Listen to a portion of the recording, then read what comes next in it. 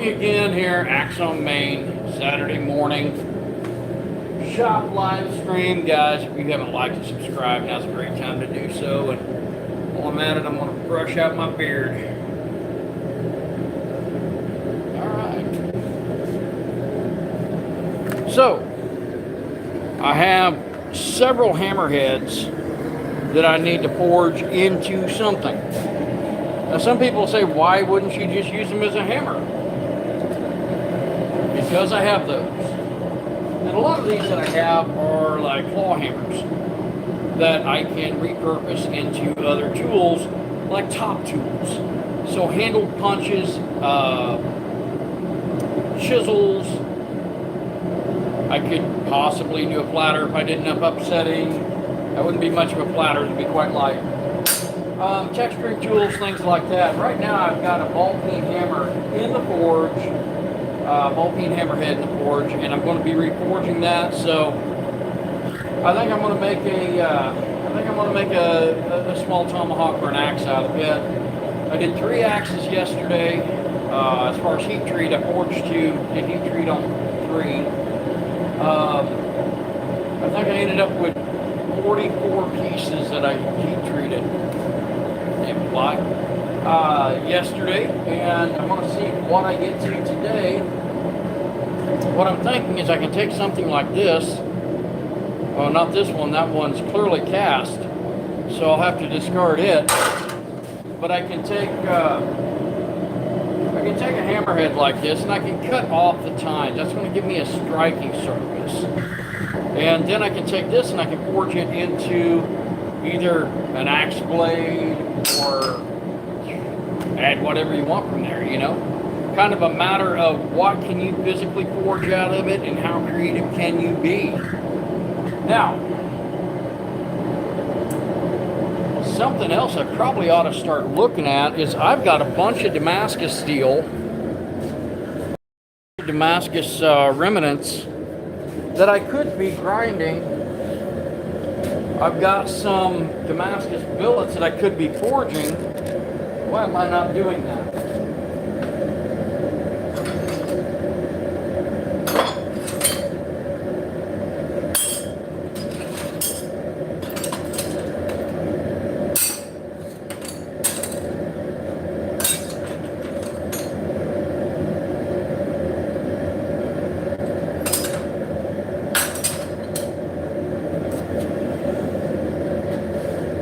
I don't know what this is. This might be chainsaw chain.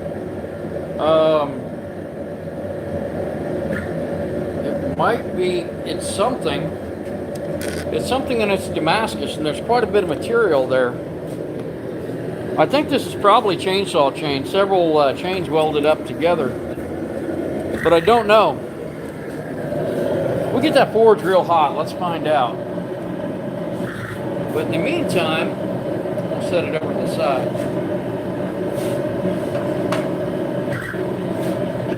Okay, well, I need to clean up a couple things around here because I made quite a mess yesterday doing all that heat.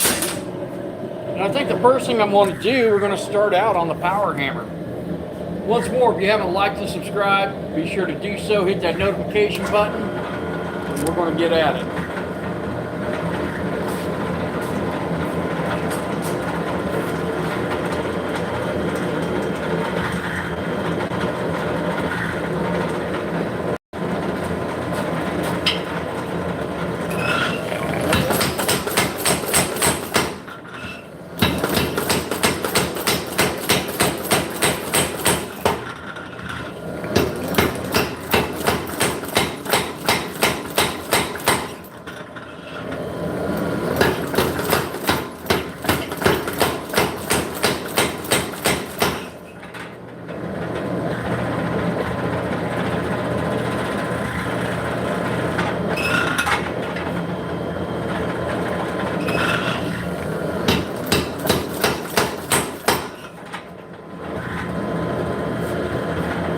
All right, back into the forge.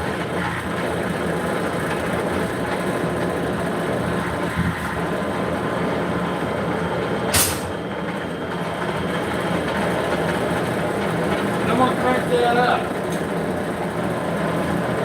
wonder if I've got any Damascus steel that I could just do stock removal on. Cheyenne's got a lot that she's been working on progressively.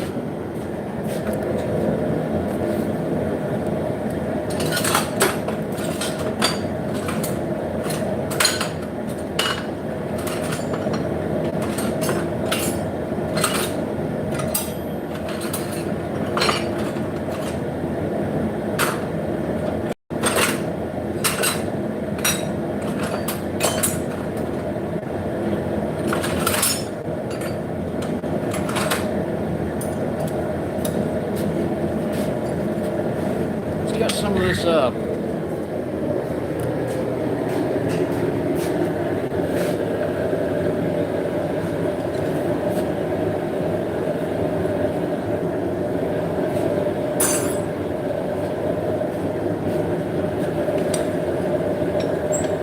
This is relatively thin. It'll be stock removal.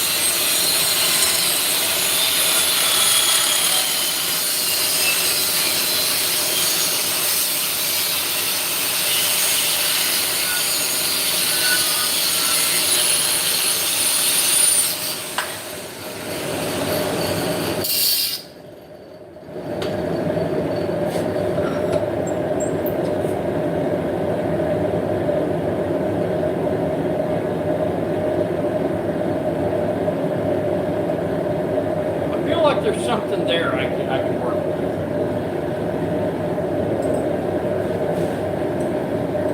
Put those aside.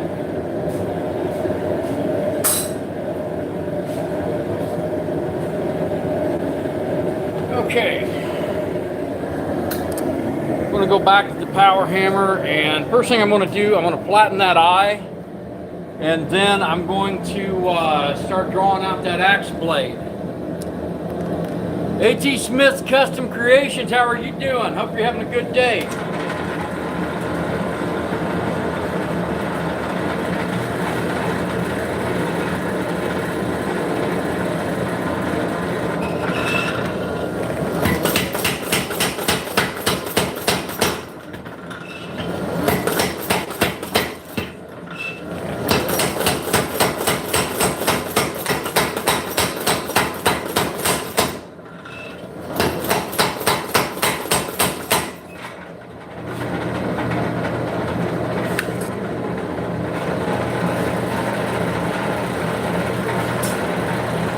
Right back into the forge.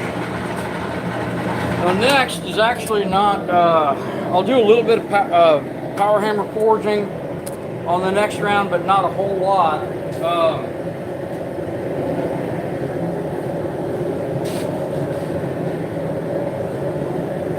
One thing I've been wondering about, and I tried to use this last night and it didn't work too well. I've got a magnet.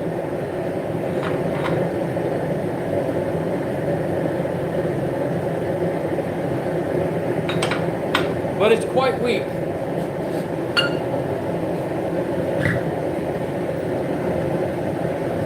Can I forge a magnet? That sounds like subject matter for a video.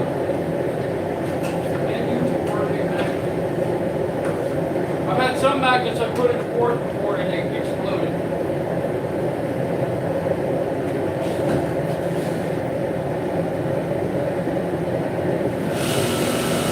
Check the carbon content.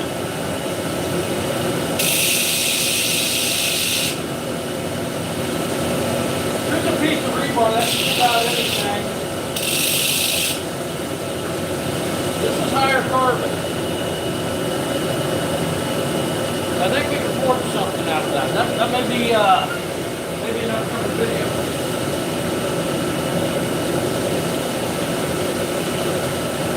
Well, while I'm waiting on that hammerhead to come up to temp, start drifting, let's do a little bit of grinding. A lot of magnets are super brittle. This one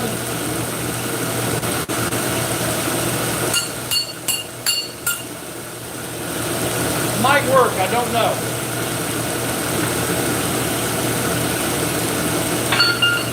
But we'll find out.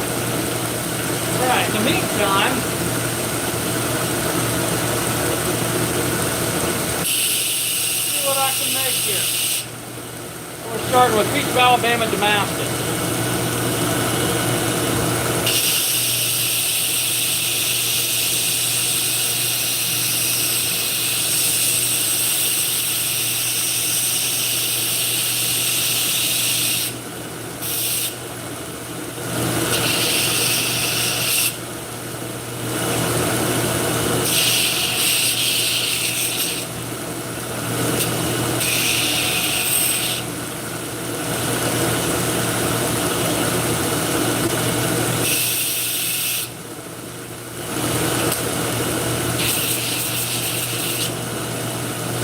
Not going to be a real good choice because you can see that there's a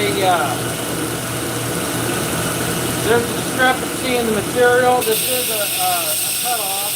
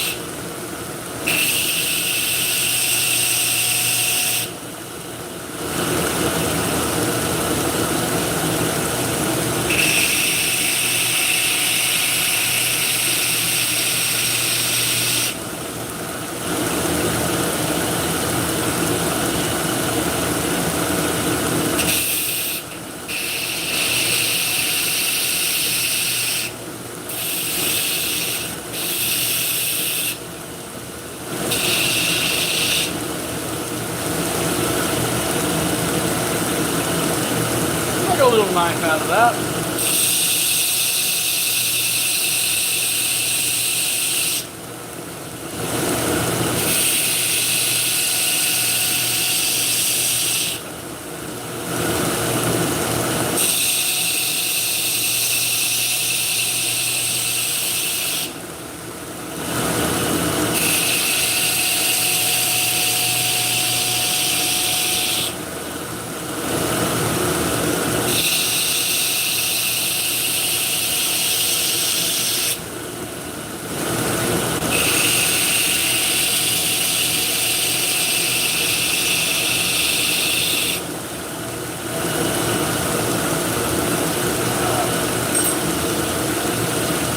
Well, that was fun. It took a little bit of time. Not very much, but just a little bit. All right.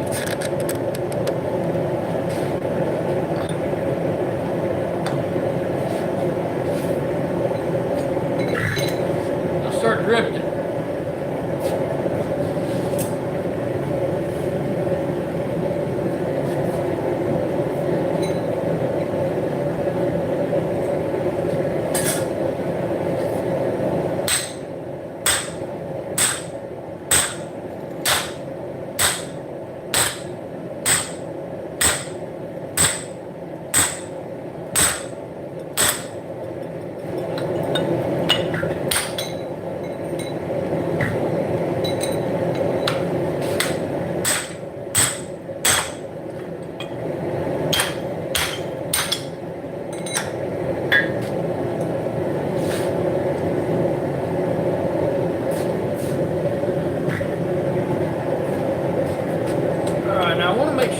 That I got a clear path for this to drop down into.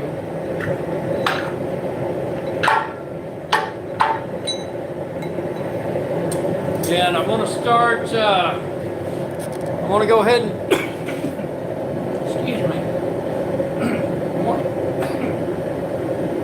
I'm going to go ahead and grip that out some more.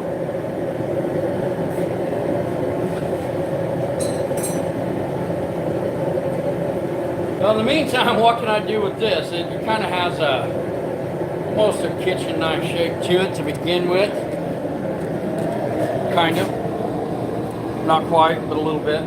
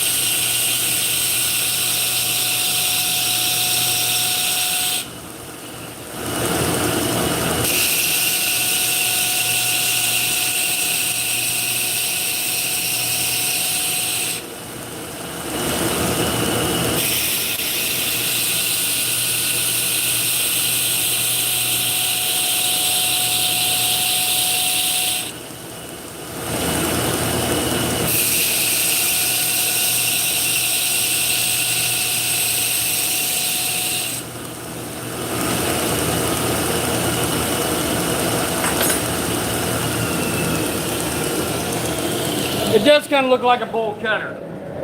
I do those from time to time. I don't use them, but I do make them. All right, guys. Okay. Here we go.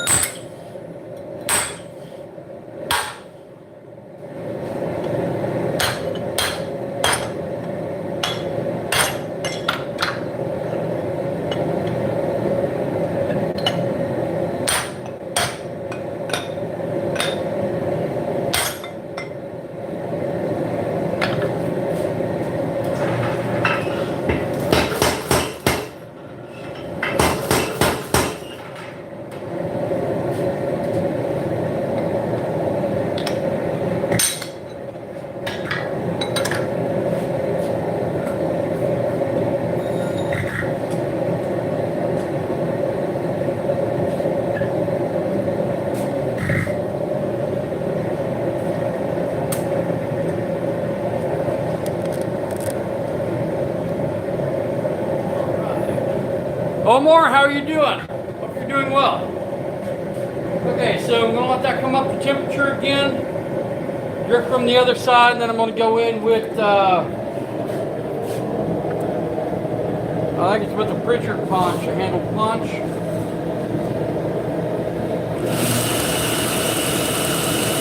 Using some Alabama Damascus remnants I have.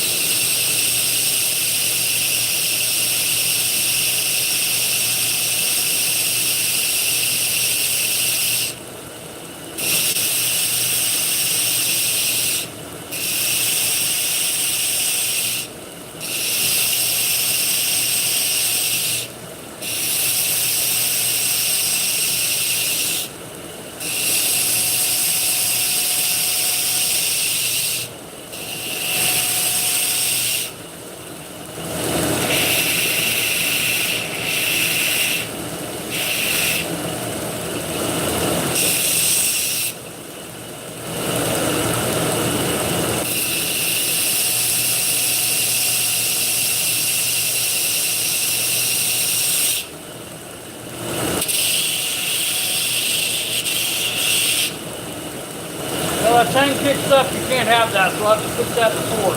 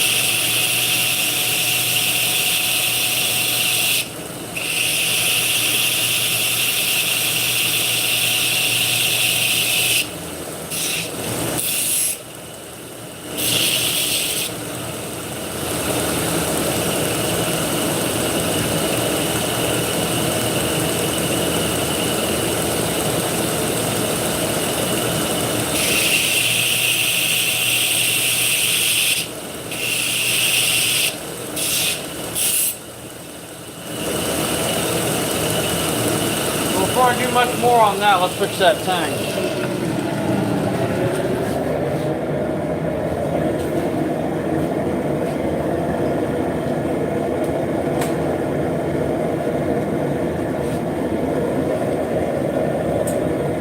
It won't take long for that thin stock to heat up, and then I should be able to tap it into place unless there's a defect, which could happen.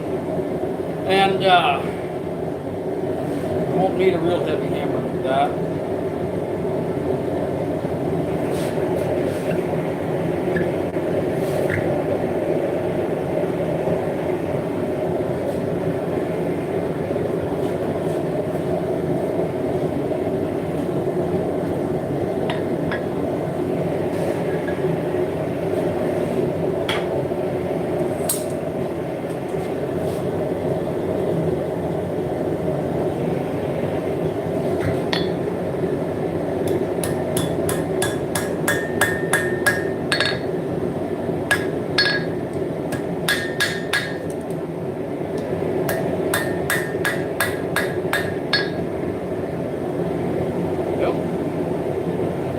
That should work for what I need it to.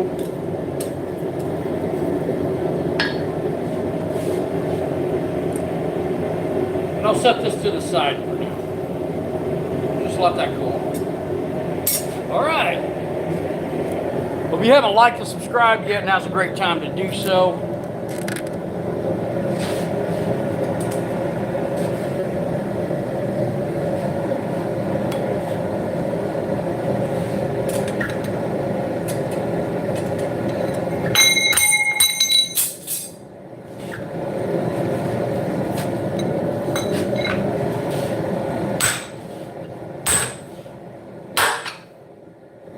That maxed out right there.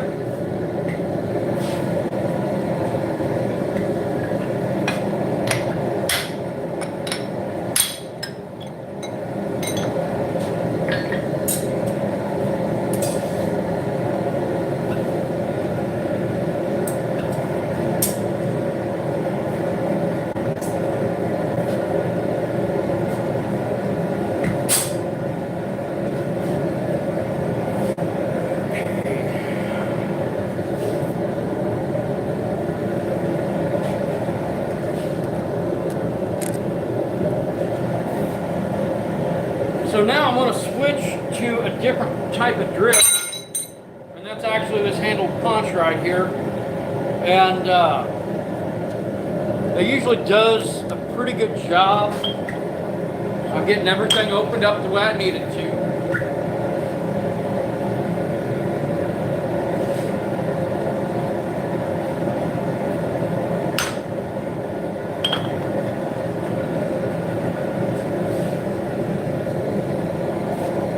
Now this handle has seen better days, but it does what I need it to.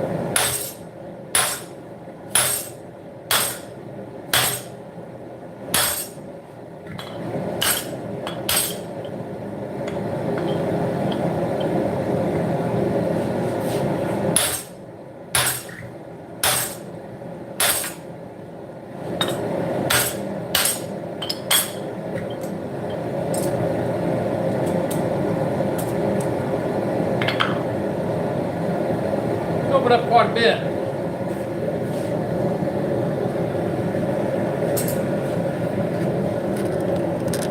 All right.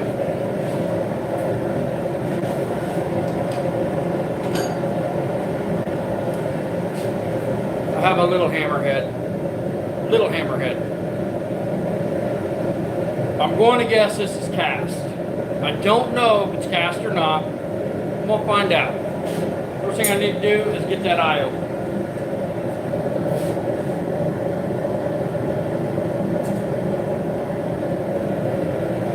So I'm just putting that into the forge. I'm going to burn the wood out of that. Now if you're replacing a handle and a hammer, don't do that. You'll take the temper out. You'll affect your hardness and your durability.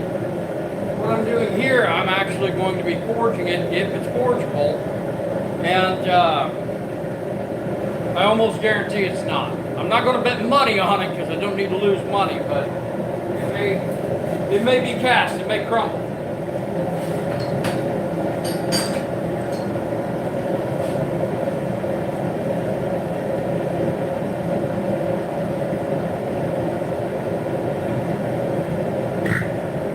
This is grainy, it's cast.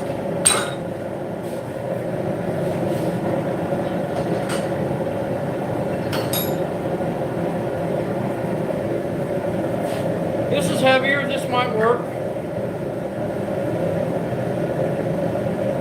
We'll find out.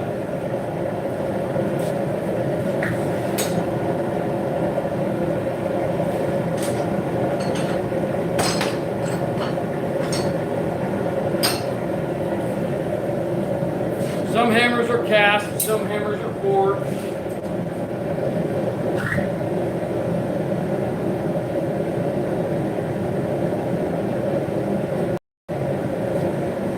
That to the side, let it burn off.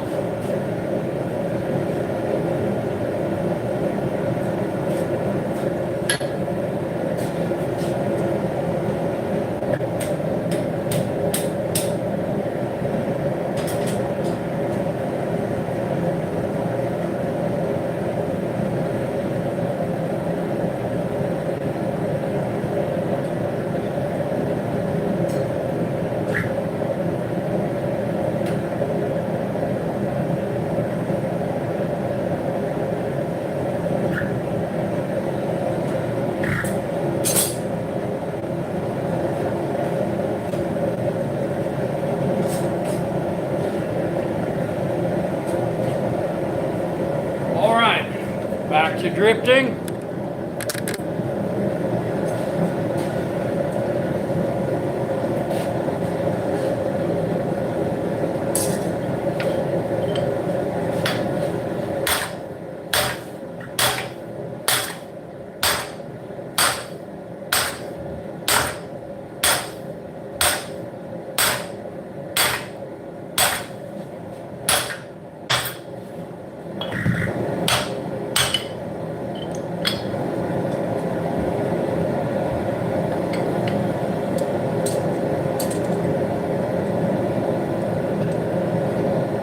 See how much that's opened up compared to what it was?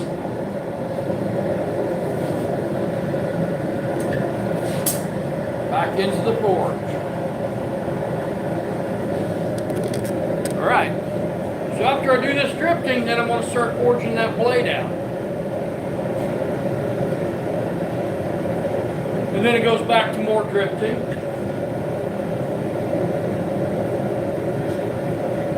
$31.51. All right, cool. So just a little over half an hour in. If you haven't liked and subscribed yet, now's a great time to do so. Be sure to check out some of the other videos. Check out links in the description. We'll be in Sevierville, Tennessee at the Smoky Mountain Knife Works Forging Festival.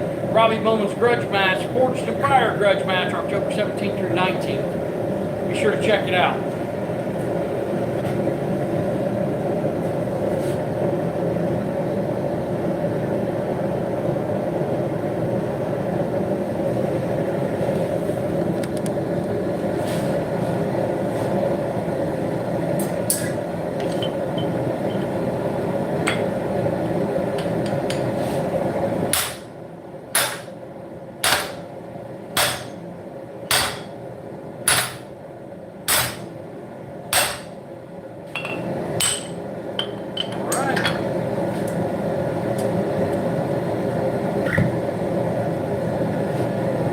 Open up on both sides.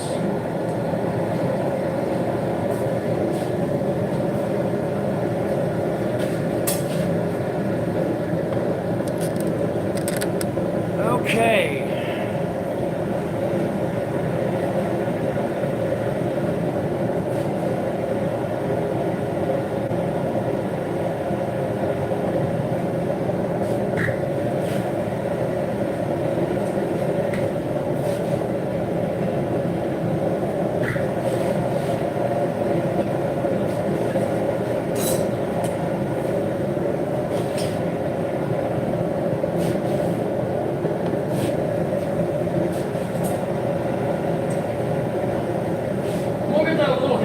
In the forge, and I'm going to find out if it's forgeable or not. A lot of times, even on forged hammers, when you go to reforge them, you'll crack the eye out.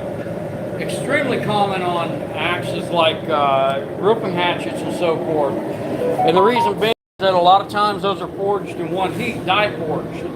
And that temperature may be coming down. It's also being subjected to a lot of impact in use. So, it's kind of a gamble on that. I believe I'm going to, instead of making this like a kitchen knife, I'm going to do more of a hunter.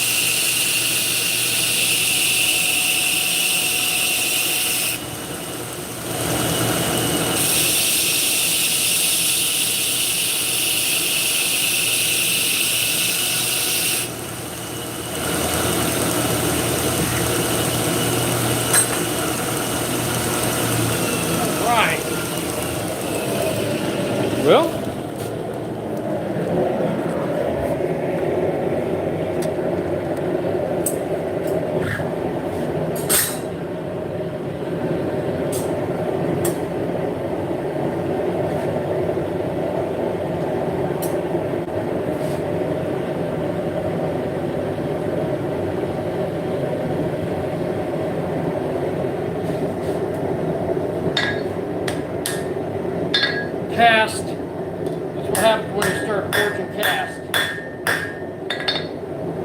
It just fractures out just like that. See how that chunks up? That's no good.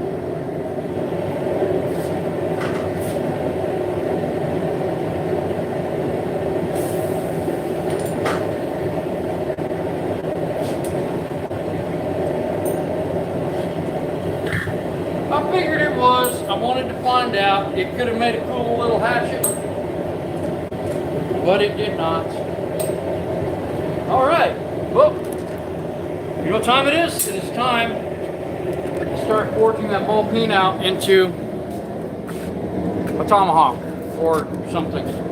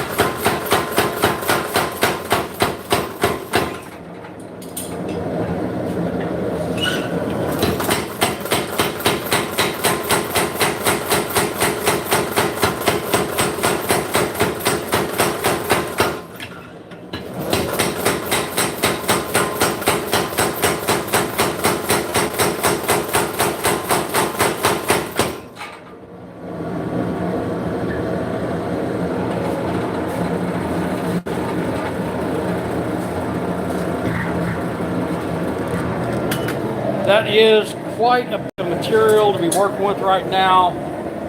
I will almost guarantee I'm going to cut part of that off just because I don't need that much. And then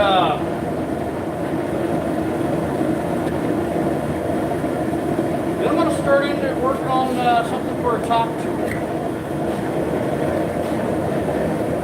It's a good candidate right here.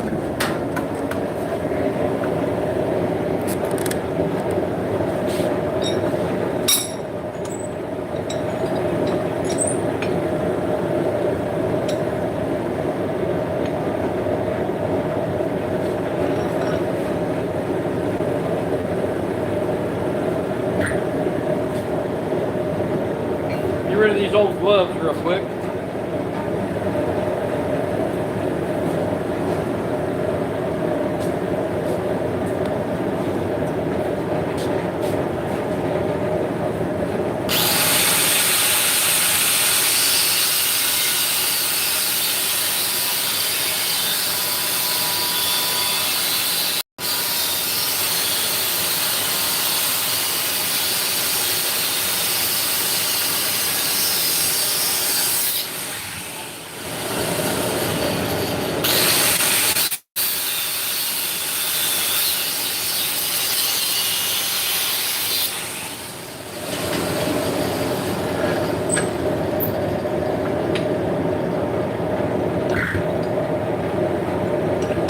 This would work better with a bigger wheel, but right now I'm just using what I got on there.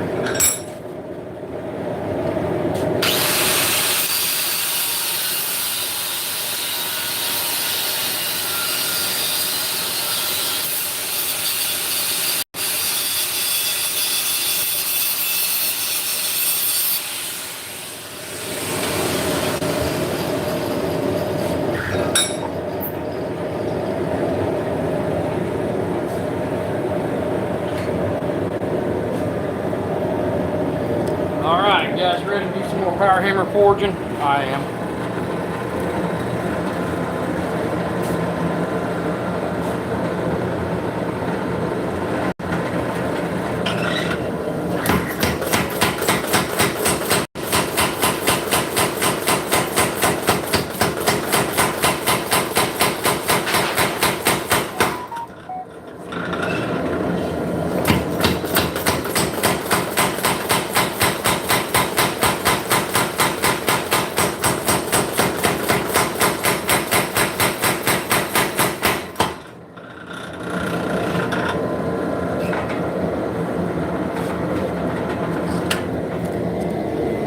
Okay, back into the forge, and now to start doing some corrective forging.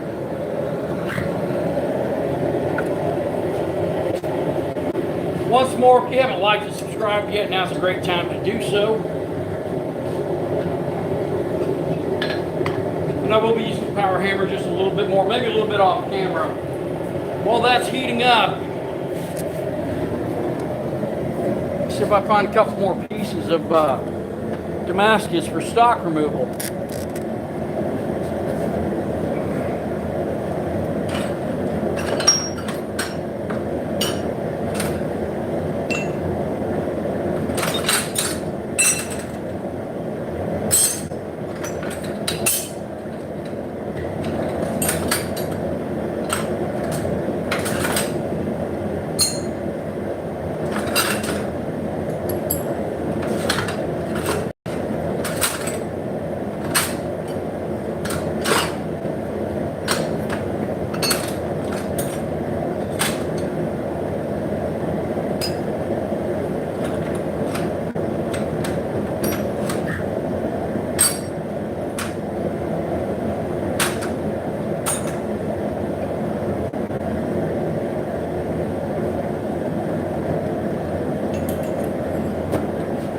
Well, I don't know about, I got one I can do a little bit of stock removal with, but not a whole lot.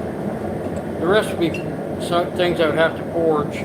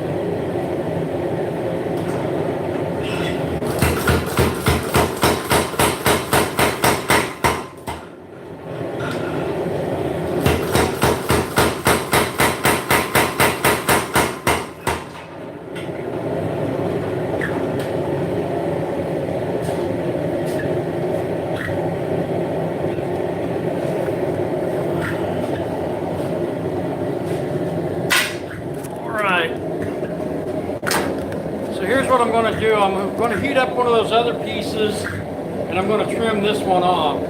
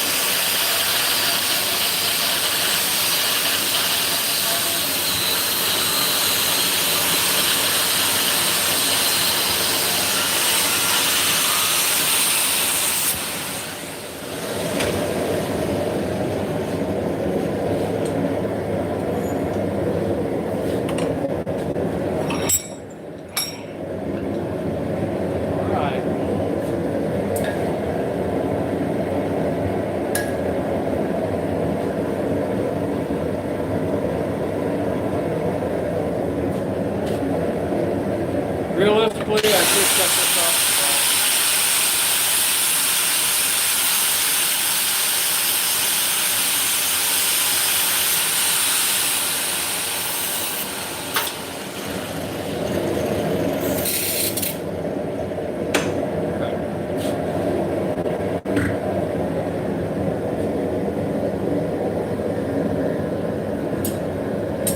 So remove some excess material. Some of you may be asking, why would you go ahead and remove that material? You had plenty of now you got to do more forging. Well, I don't want it to be overly robust, so I want it to be a tool that's light enough to use and not be cumbersome.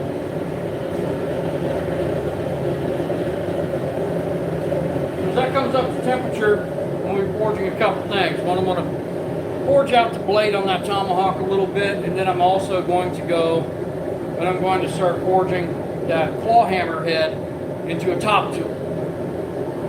Most likely a handled punch, because I got a friend that could use one.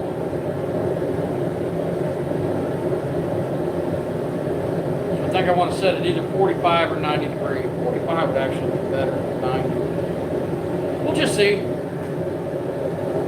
So what I like to look at when I'm doing something like this, if I'm making a chisel or a handled punch or anything like that, do I want it 90 degrees to the cut?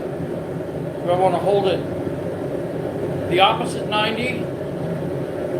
So do I want it inline? Do I want it 90 degrees, or do I want it more, closer to a 45, so that comfortably I can hold out here instead of here?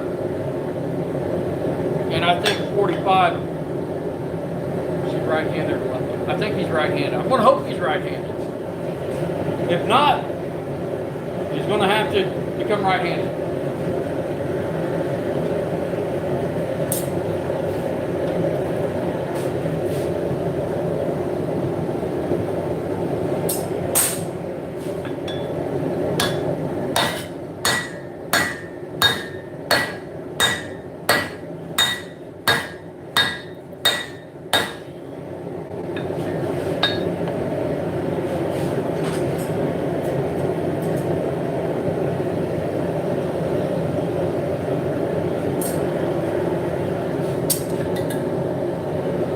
Now, if I was doing all this by hand, it would be very time-consuming and tiresome.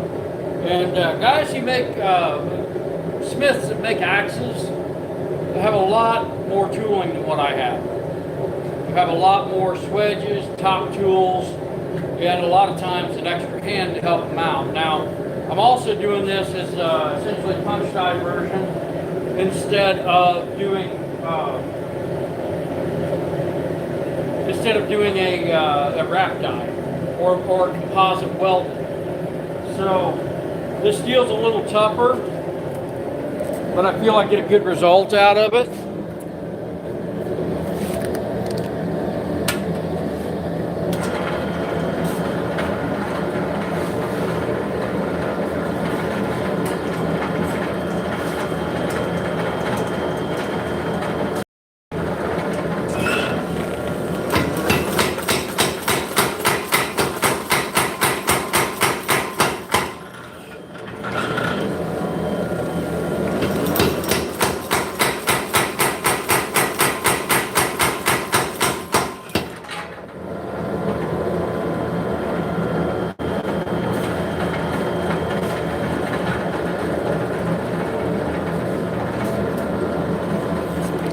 I'm going to go ahead and flare that edge, because one, it's about 3/16 of an inch thick, which is way too thick for an axe edge.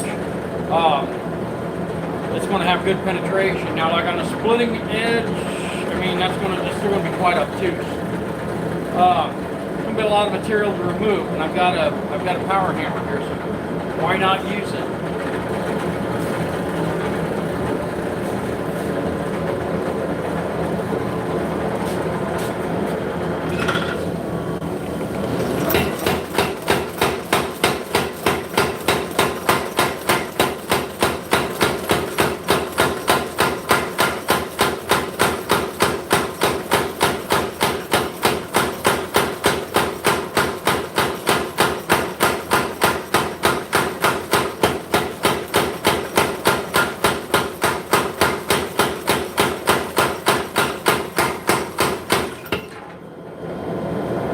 Thinned it out pretty good.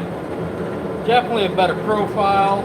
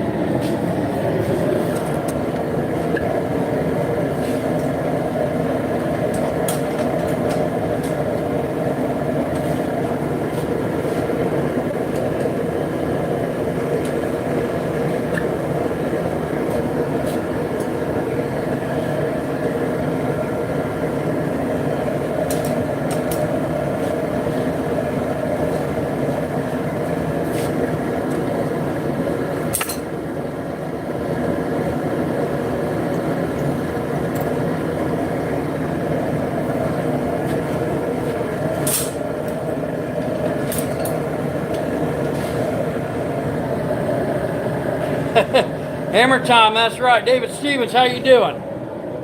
Okay, so I'm going to try forging out this that claw hammer head. I'm going to use as a top tool.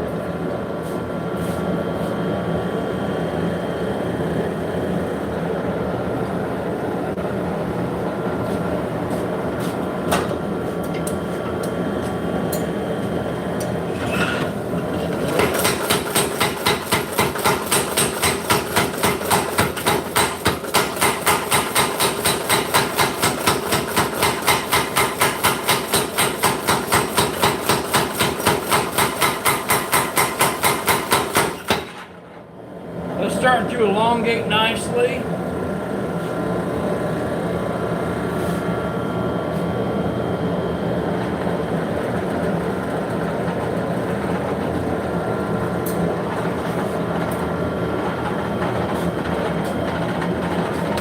I want to talk to everybody about an old saying, and too many irons in the fire. Let's have too many projects going on at one time. So what I've done is a piece I'm going to forge into a top tool I was just working on. I've removed it from the forge because I want to concentrate on getting that Tomahawk done. And the reason being, one, it's money.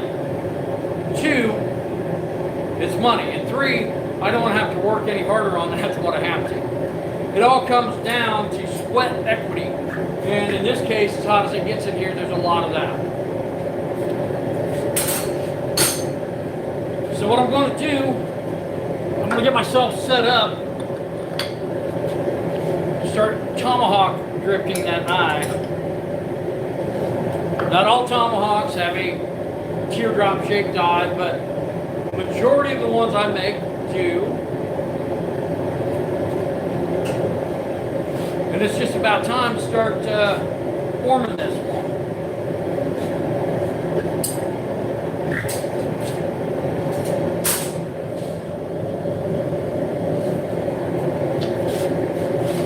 First thing I'm going to do, I'm going to come in here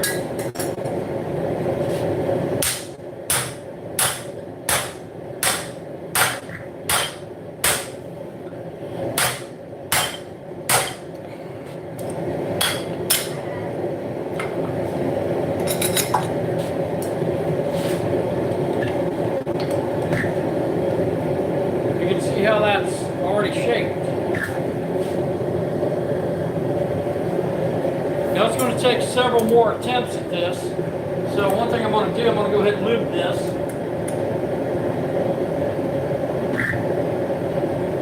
And that's also, I mean, just like any other form of lubrication, the idea of that is to get it to go in easier. Somebody will have a dirty comment on that, but also when that oil heats and burns, it's going to form a carbon layer. And in some cases, that will help to create a slip when you strike that so that it comes off of that. Because as that cools, that eye shrinks. It wraps around and holds on to that. And that can also, I probably ought to just stop while my head on that. Can make it difficult to withdraw the drift from the eye of the Tomahawk. That's safe. Okay, there we go.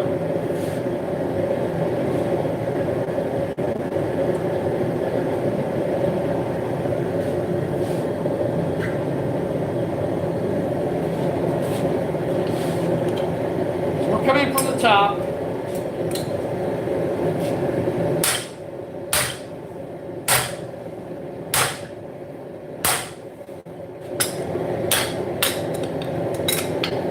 And I can do one of two things. I can keep working back and forth on this, or I can mostly drip from the bottom. I need to drip from the top the last time because it's going to be wider at the top than the bottom, and that's how that handle fits.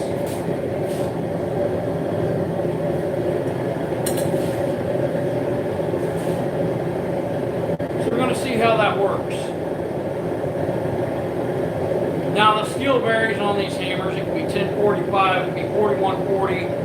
It'd be like a 1060, 1070, that'd be pretty high. I've heard of some being 5160. This is definitely not 5160. But it's a tough durable material. And if you have a forgeable material, a forgeable steel that works for a hammer, you can make an axe of it and vice versa, generally. Axes, of course, would want to be able to have some edge retention, but with this being a ball peen hammer originally, I think it's going to work out just fine. All right, guys, we're coming up on that hour mark now. We just hit it, and now we're surpassing it. Be sure to like and subscribe if you haven't done that yet. Be sure to hit that notification button, and we'll keep going. We'll keep hammering away, literally.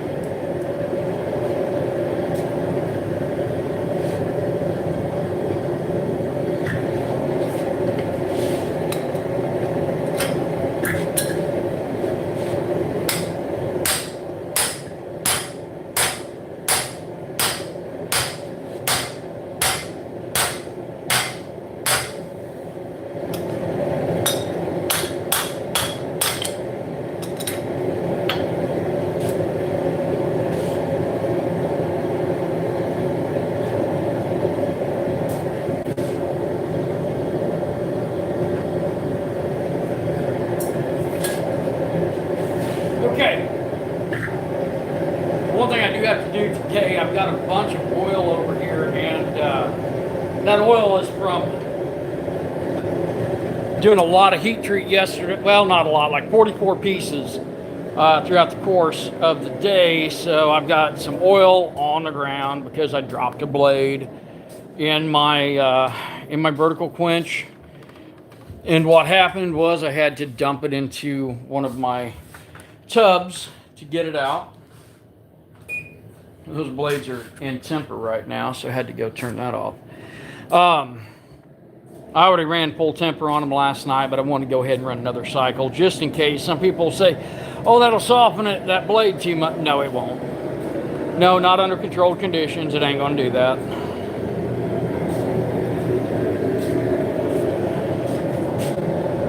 All right. So,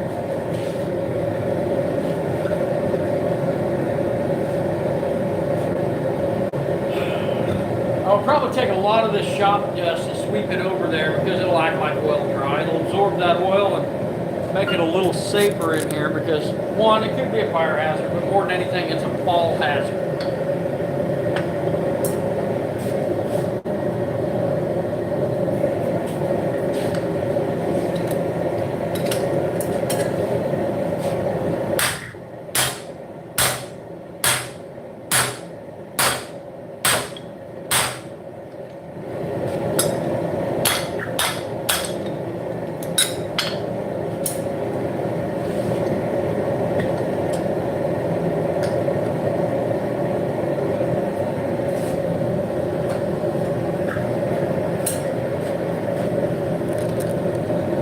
Now this Tomahawk, with the profile I have, it might be a good candidate for a spike Tomahawk.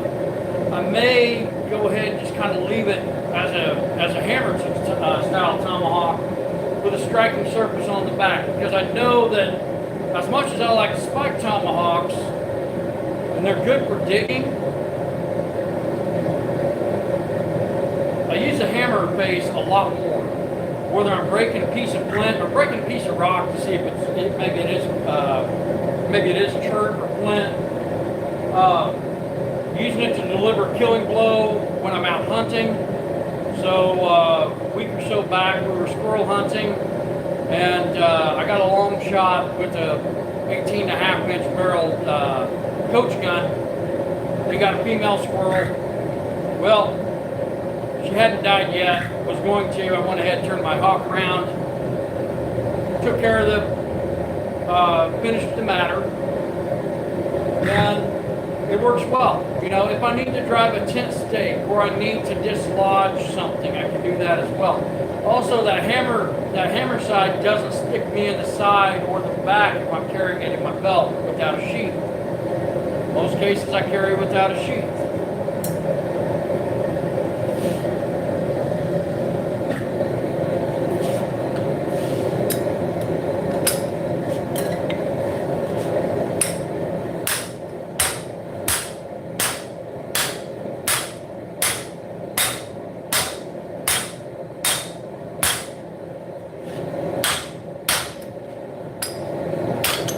Drifting used to be my most hated part of making Tomahawks because it took so long until I modified my process. Once I modified that process, it worked a lot better, took less time, it was more satisfying. And by satisfying, I mean I got the job done and I wasn't hating it at the end. That can happen. So next, I believe what I'm going to do, I'm just going to go through and work on forging out some of these handle punches and chisels and so forth. I've got some time before those blades cool down, and then I need to go through and I need to start working up. Oh, what do I need to work up? Like 42. God, it wasn't 42 pieces I did, it was 45. Because there were three axe heads. Yeah, 3 axe heads and 42 knife blades. So once those are done, I gotta go through and I gotta start drilling handles. Then I gotta start pouring pewter after I clean the blades up. It'll be fun. Won't take too long, but it'll be good.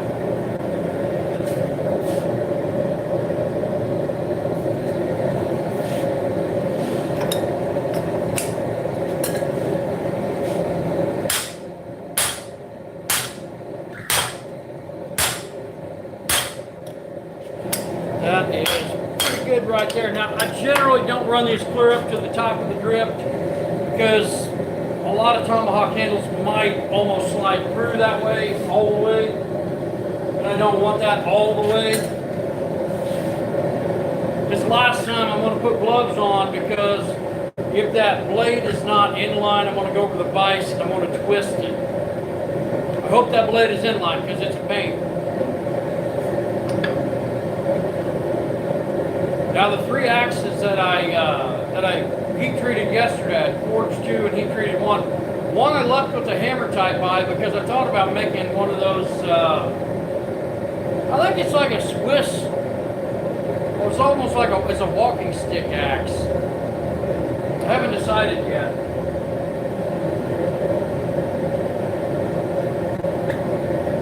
This is coming along nicely. Once more, thanks for sticking with me today. If you haven't liked and subscribed, do that. Hit that notification button. We're a little over 3,000 subscribers right now, and I'd like to hit 4. I'm hoping I hit 31 by the end of the day. 3,100. I think when I checked, I was at like 3,090. 3,500 would be even better, but I don't see that happening because I've got things I've got to get done. What time is it? It's only 11:30.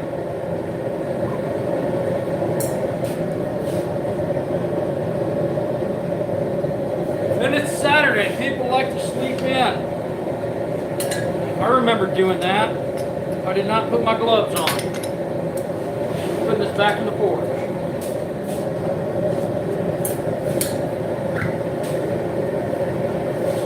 I want to make sure I get a good drifting, and I need malleable material for that.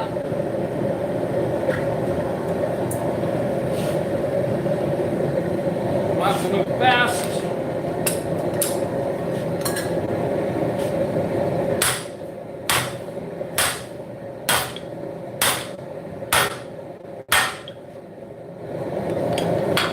Okay, one. I can move the change that.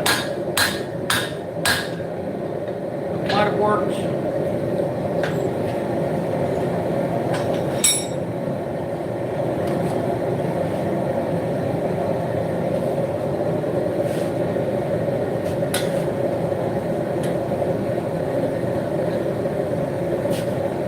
That might have worked. I might have got it. When I look at my alignment here on the drift, I'm good. It doesn't look like it's kicked up to the side, so that's positive, maybe slightly.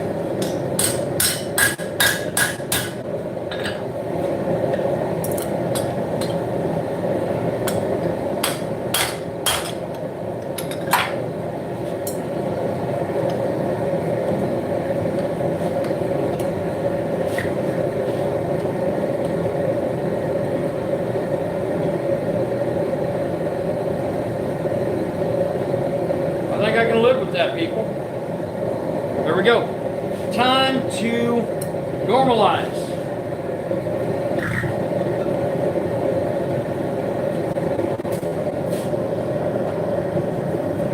A lot of people don't do a lot of heat treatment on axes besides hardening an edge and letting it cool.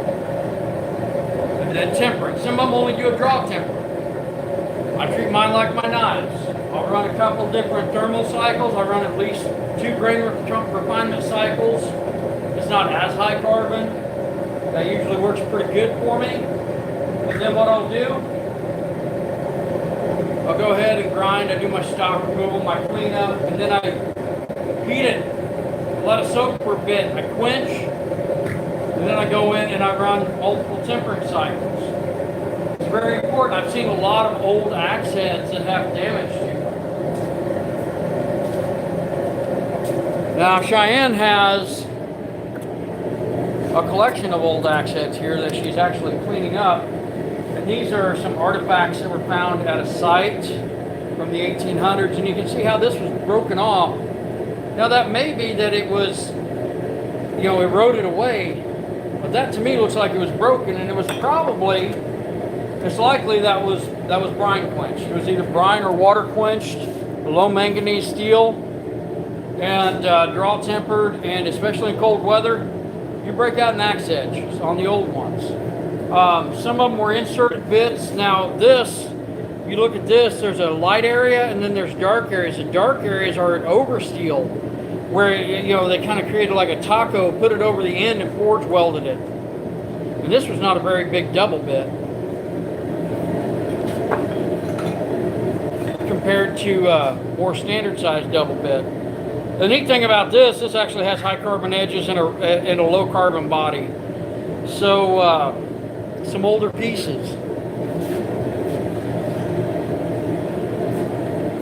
The advantage of having an inserted bit is that it's encased in the softer material, so it's kind of protected.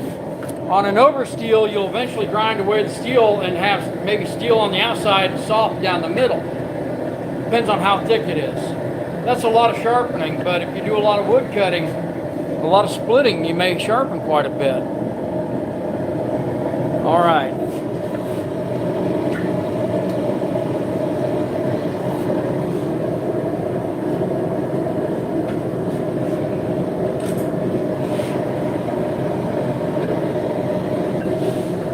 Bring the Tomahawk out and let it set. We're going to let it cool.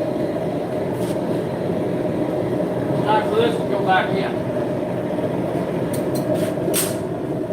Because there's not as much mass on that, it's not going to cool the forge down as much as what it would if I put that, or when I put that Tomahawk back in.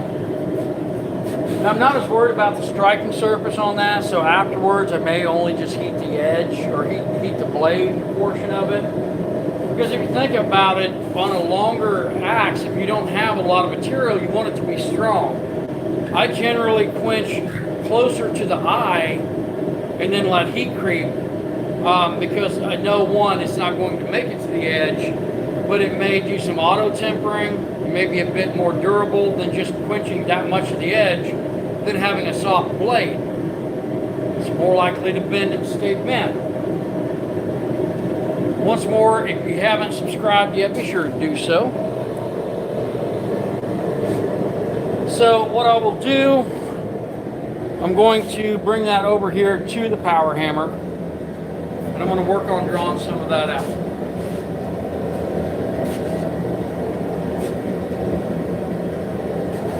Now, once I get that forged out, I get that drawn out, I want a little wider edge on it. Most of what he's doing isn't going to be like splitting for an eye or an axe or a hammer, but it's more along the lines of cutting grooves or cutting a piece of metal in two. So this should work okay for Austin if I get it done, if it works.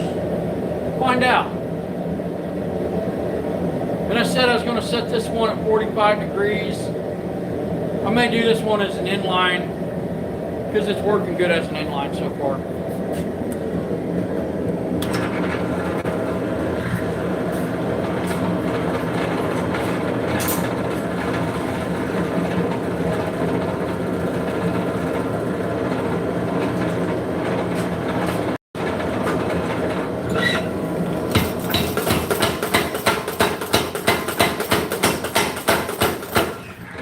may tilt it.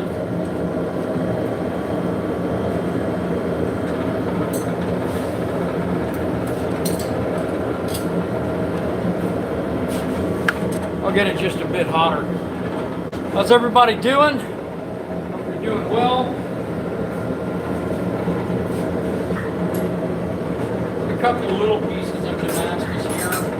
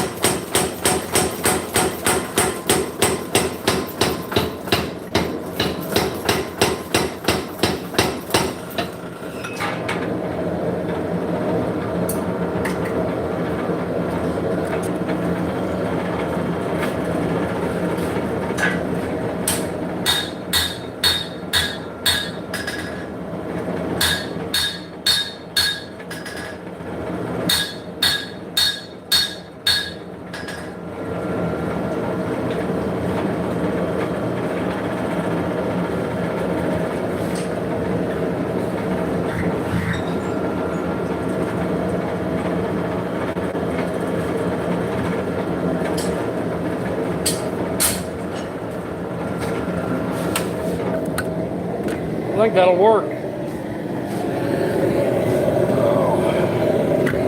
I'm going to do another cycle on the hammerhead, and then hammerhead side of that, and then once it's done, I'll turn it around to the Tomahawk blade. We'll level this off, and that will kill this particular wheel.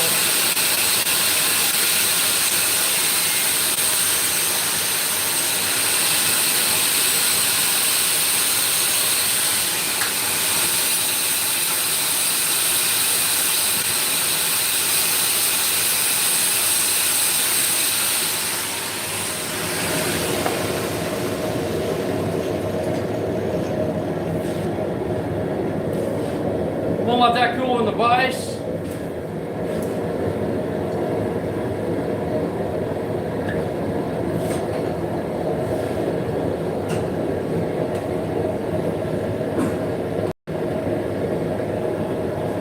Let my Tomahawk blade heat up.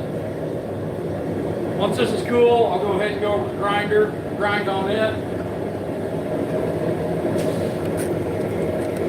And we'll just go from there. Guys, we're coming up to that hour and 20 time frame. 11:39 here in Central Illinois. I've got more videos coming. I got more videos up on YouTube. Be sure to check them out. Check the links in the description. I will catch you guys in a few. Have a great one. Be sure to like and subscribe. Catch you later.